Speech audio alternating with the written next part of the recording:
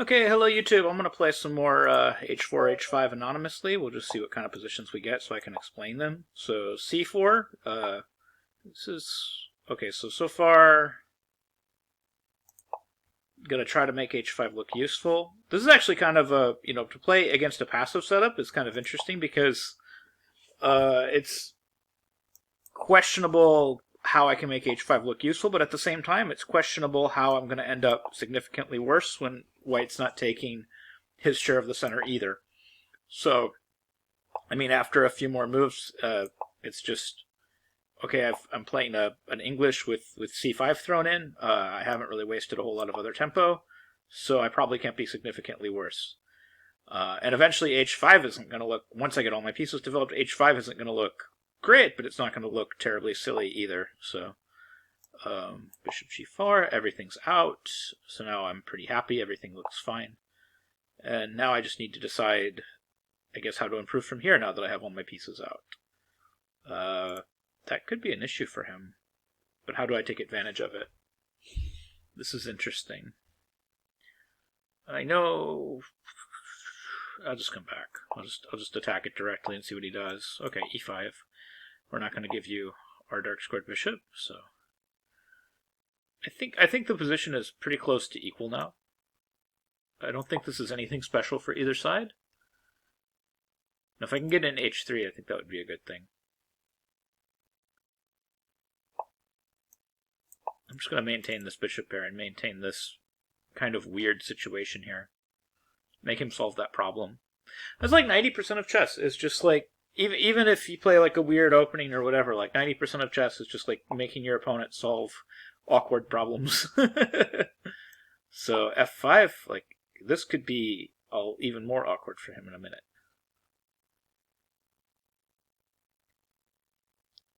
So he's going to play he's obviously going to play this knight to G5, I think. He's going to continue with this kind of aggressive approach. But I don't see where this goes. Oh no, he took it back here. I think that's maybe smarter, because I think knight G5, just queen E7, things get really awkward for him. Because I don't know where he puts his pieces. Maybe still queen E7, but these are the tough moments for me, is like where I hit these positions where I'm clearly doing okay, and it's just like a question of, how do you improve your position from here? So I think I'm gonna just try to keep going on the king side. This looks reasonable. Okay, his move looks reasonable too. Again, I don't want to give up any of my happy pieces. I like my pieces. I'm starting to gain more space here, so probably, like, if you look at this on an engine, and this position is probably a little better for black already, because the space is starting to favor me. Okay, so I gotta get rid of this knight. So let's get rid of it this way, that way I can play c6 and kick it out permanently. And the main thing is here, I don't see a way for him to win material, and again, all my pieces are finding kind of happy improvements. Ooh, I want to play f4 so bad, but that bishop is hanging. So I just need to find a way where that bishop is not hanging, and I can set up some threats. So I think this is the way to go, even though I do have to be worried at some point like about something like this and this, but right now I have d5 to cover. So as long as I have that to cover, I should be okay. So we're going to play knight takes e5, not d takes e5, because again, like, we do have to kind of worry about this, and I do want to set up some ideas here with g4, g5, but also f4 and fe. I feel like black's position is starting to come together. Okay, so he's going to do this. His idea is to play queen d5 and exchange queens. It's a very reasonable idea, actually. So how do I... Okay, I'm just going to sidestep this diagonal. I don't like it. I'm okay with him at this point actually playing queen d5, me avoiding the queen exchange, and then going after this pawn.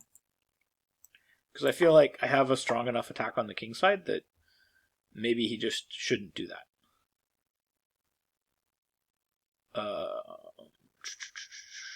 Takes, and then g4 is possible.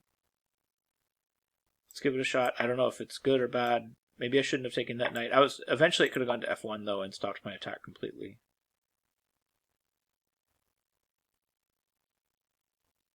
Just trying to plow a path to his king now. But I think maybe too much stuff is going to come off the board. I might not have a winning advantage after all this, because the queens have to come off for me to continue the attack.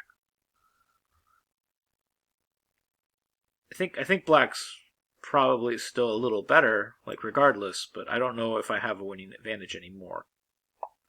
Just because so much stuff has just come off the board.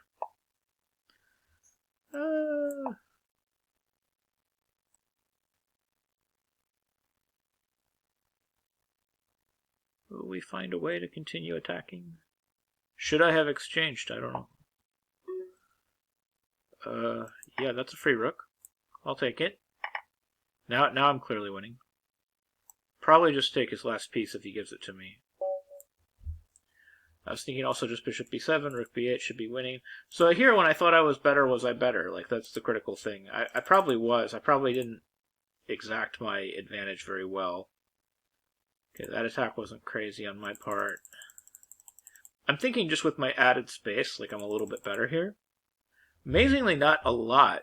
Like, it's close. Like, the computer's just giving pretty close to equality here. Like, the whole way. Like, all of this is just equal. Huh. I would have thought the computer would have liked my space. Like, after f5, like, it would have thought, like, okay, this is a little better for black because of the space. But it's saying it's just nothing special. Just very, very equal.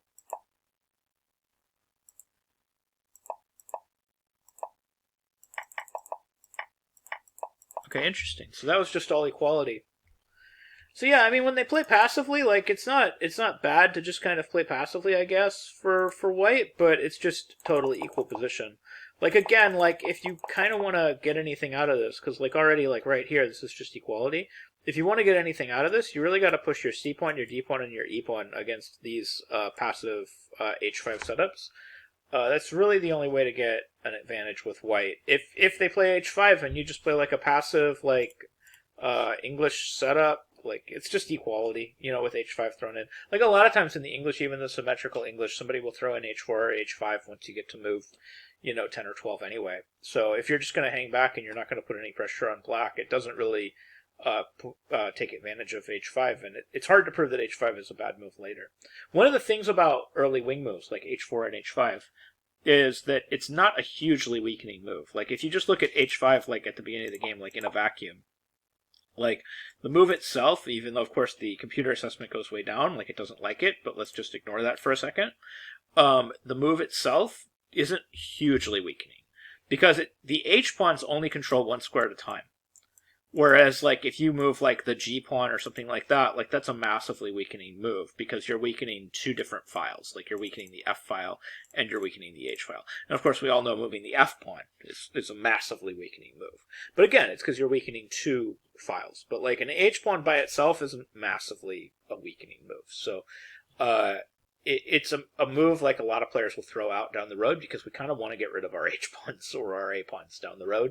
So like H4, H5, like they're not nearly as bad as like some other first moves that people play.